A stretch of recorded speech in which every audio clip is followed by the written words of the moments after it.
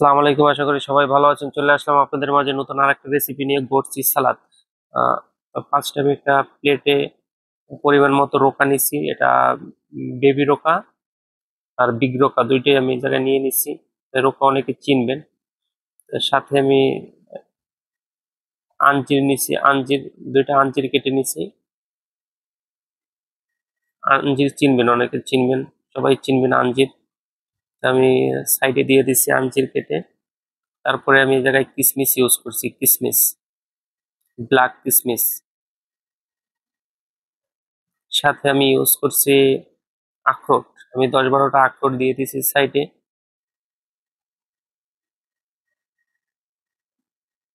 আখরোটটা কাজু বলে, অনেকে চিনবেন, কাজু আখরোট। এটা মূলত এটাই গোটসিস। এটা আপনি গুগলে সার্চ করলে গোটসিস কিন্তু পেয়ে যাবেন, গোটসিস। আমি 3টা চেরি টমেটো নিছি, মাঝখান থেকে হাফ হাফ করে কেটে আমি সাইডে দিয়ে দিছি।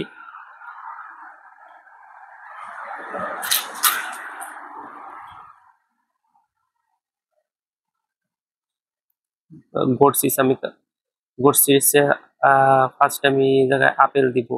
আপেল ছোট ছোট করে এভাবে পিস করে আমি এটার সাইডে, উপরে চারো সাইডে আমি এটা দিয়ে দিব আপেল।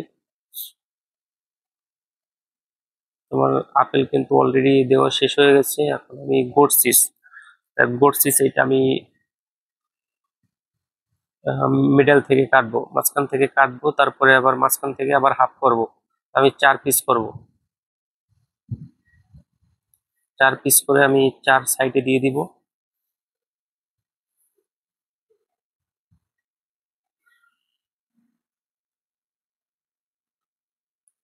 4 পিস আমার কিন্তু অলরেডি দেওয়া শেষ হয়ে গেছে। এখন আমি এই জায়গায় ইউজ করবো সস, ড্রেসিং সস বলে।